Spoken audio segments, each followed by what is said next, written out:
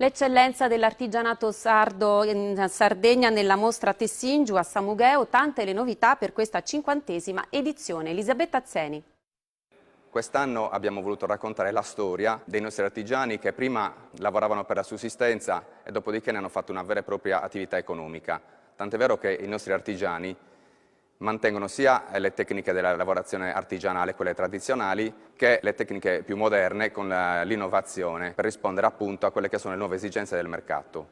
A chi in passato era abituato a raggiungere il museo per conoscere i manufatti degli artigiani, troverà quest'anno più di una sorpresa. Si comincia dall'inedita apertura della cantina sociale di Samugheo, una struttura storica chiusa da 30 anni che per l'edizione numero 50 di Tessingiu ospiterà le mani laboriose degli artisti dell'isola. Lo spazio sarà soprattutto per i giovani e per chi si vuole cimentare in esperienze di design e di artigianato, riscoprendo alcune tradizioni, le più nobili tradizioni dell'artigianato della Sardegna, avendo la possibilità di interloquire con tantissimi laboratori all'interno del paese di Samugheo. Le sale del museo completano l'offerta con l'esposizione tradizionale che si intreccia alle installazioni multimediali. È un tappetto corale lungo 12 metri, realizzato grazie a un progetto di Roberta Morittu in collaborazione col CSR4.